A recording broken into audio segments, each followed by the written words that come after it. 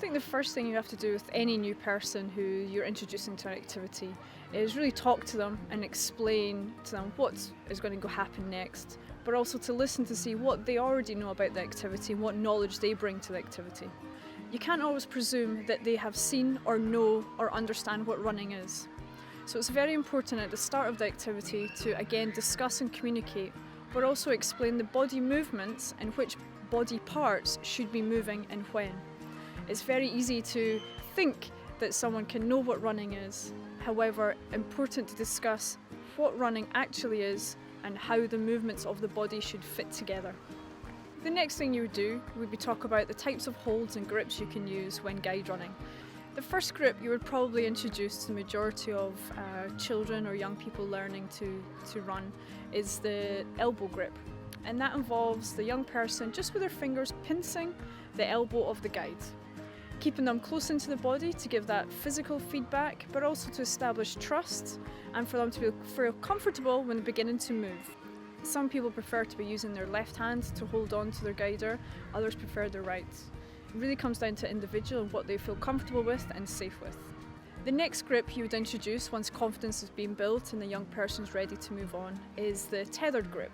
And a tether is used once the runners become more confident and much more able to run faster at pace. The tether is a sweatband tied in the middle to make a figure of 8, which leaves 2 loops, one loop for the runner and one loop for the guide runner. With a tether, it's really flexible how you can use it.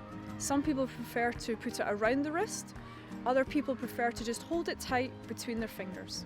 If you hold it tight between your fingers, some people get a lot more feedback from that, particularly visually impaired people who can have much more sensitive fingers, and with more sensitivity and more feedback, that often helps them perform better and feel more comfortable when running.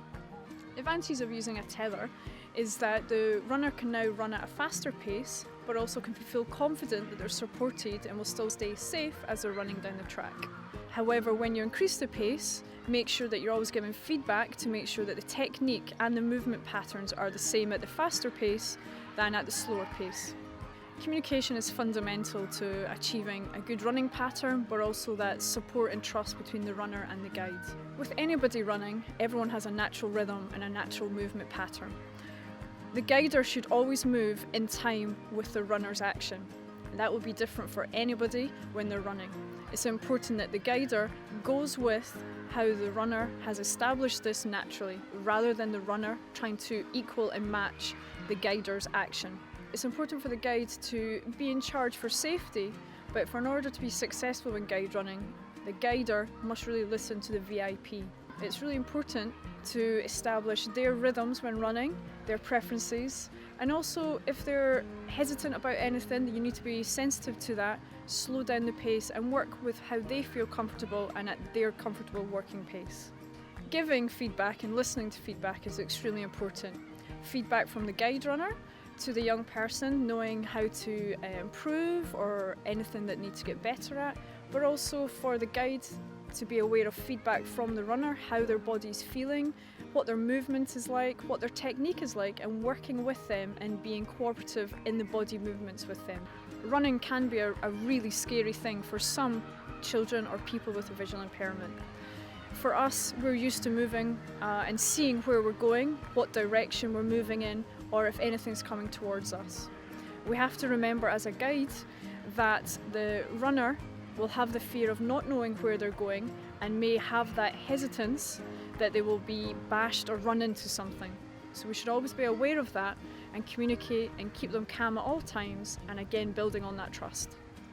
So remember, don't assume the runner has prior knowledge of the activity. Discuss what you're about to do.